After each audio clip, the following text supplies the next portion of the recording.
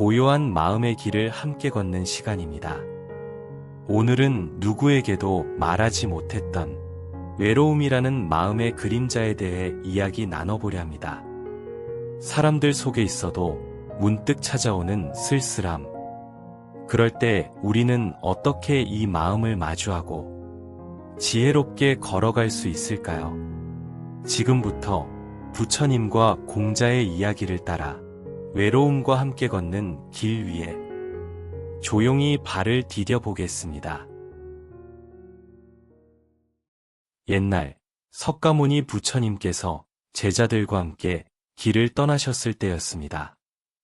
한 젊은 제자가 부처님께 여쭈었습니다. 세상에는 사람들이 이렇게나 많은데 어째서 저는 늘 외로움을 느낍니까? 부처님께서는 잠시 미소를 지으시더니 길가에 피어있는 한 송이 들꽃을 가리키며 말씀하셨습니다.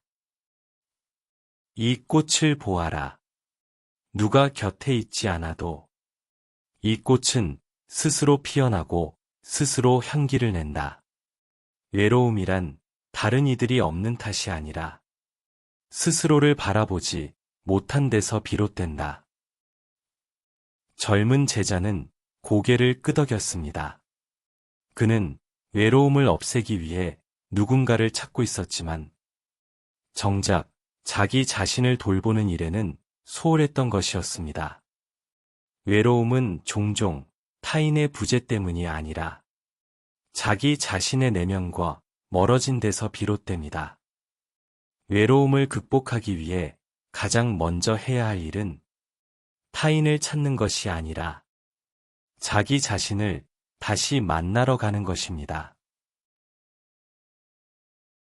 또 다른 이야기도 함께 나누어 보겠습니다. 유교 경전 논어에는 공자께서 외로움에 대해 남긴 깊은 가르침이 있습니다. 공자께서는 제자 자공에게 이렇게 말씀하셨습니다. 군자는 홀로 있어도 즐겁다. 자공이 여쭈었습니다. 홀로 있는데 어떻게 즐거울 수 있습니까? 공자께서는 조용히 답하셨습니다. 내 마음이 바르고 내 안에 도가 있으니 남이 있건 없건 어찌 상관이 있겠는가? 이 일화는 우리에게 중요한 사실을 일깨워줍니다. 외로움은 반드시 고통이어야 하는 것이 아닙니다. 오히려 내면에 바른 마음과 길이 있다면 혼자 있는 시간은 고요하고 깊은 기쁨이 될 수 있습니다. 외로움을 적으로 삼지 마시고 친구처럼 받아들이는 지혜를 가져보시기 바랍니다. 그 순간 외로움은 우리를 괴롭히는 것이 아니라 우리의 성찰을 돕는 조용한 동반자가 되어줄 것입니다. 부처님께서는 제자들에게 명심해야 할 4가지 고통을 가르치셨습니다. 태어남의 고통, 늙음의 고통, 병듦의 고통, 죽음의 고통. 그리고 그 가운데에는 사랑하는 이와 헤어지는 고통도 포함되어 있습니다. 헤어짐이 있기에 우리는 외로움을 느끼게 됩니다. 하지만 부처님께서는 이렇게 말씀하셨습니다. 모든 만남은 결국 헤어짐을 향해 간다. 이 사실을 깊이 받아들인다면 외로움 또한 자연스러운 삶의 일부임을 이해할 수 있습니다. 외로움을 없애려 발버둥 치는 대신 그 외로움을 조용히 바라보고 그 속에서 삶의 덧없음과 소중함을 함께 느껴보시기 바랍니다. 그럴 때 외로움은 오히려 삶을 더욱 깊이 사랑하게 만드는 선물이 되어줄 것입니다. 외로움을 이겨내기 위해 필요한 것은 거창한 변화가 아닙니다. 하루에 단 몇 분이라도 스스로를 다독이는 시간을 가져보시기 바랍니다. 조용히 앉아 마음속에 이렇게 물어보세요. 나는 지금 나 자신을 어떻게 대하고 있는가? 나는 나 자신과 친구가 되어 있는가? 그리고 외로운 순간에는 이렇게 생각해 보세요. 이 고요함 속에서 나는 나를 만나고 있다. 이 순간이 지나면 나는 더욱 단단해질 것이다.